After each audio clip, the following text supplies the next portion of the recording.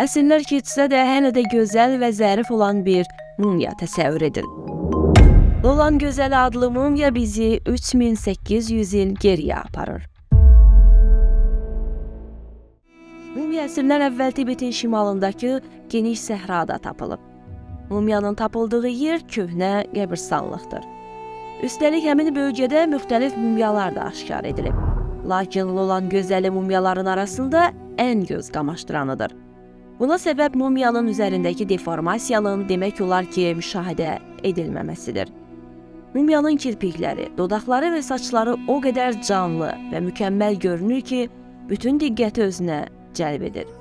Bu mumyanı digər mumyalardan fərqləndirən daha bir xüsusiyyət Lolan Gözəlinin daxili orqanlarına toxunulmadan mumyalanmasıdır. Quruluşuna görə daha hündür, ağdərli, uzun kirpikləri və nazik, düz burnu olan mumya daha Avropalı görünüş nümayiş etdirir.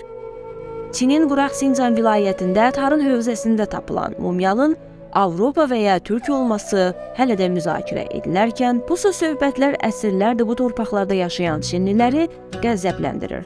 Üstəlik Lolan Gözəlinin yaxınlığında tapılan bir çox mumya da onun kimi xüsusiyyətlərə malikdir.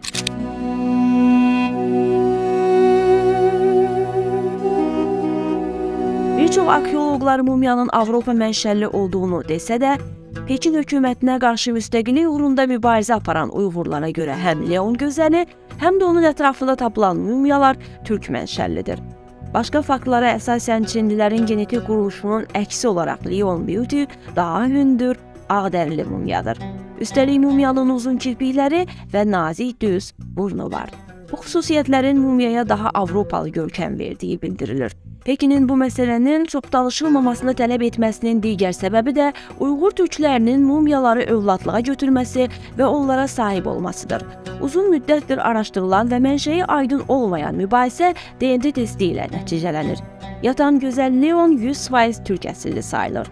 Bir çox arxeoloq mumyanın Avropa mənşəli olduğunu desə də, Uyğurların fikrincə həm Miss Lolan, həm də onun ətrafında tapılan digər mumyalar türk mənşəlidir.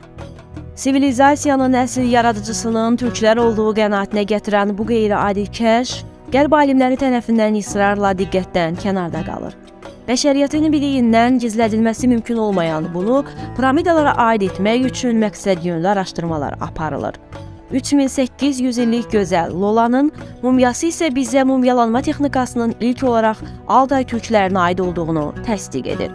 Çin hökuməti bura girişi tamamilə qadağan edib. Çünki bu piramidaların içərisində prototürkcə yazılar var. Hətta arxeoloqların içəri girməsinə qəti şəkildə icazə verilmir. Çünki dünya tarixini yenidən yazmaq lazım gələ bilər.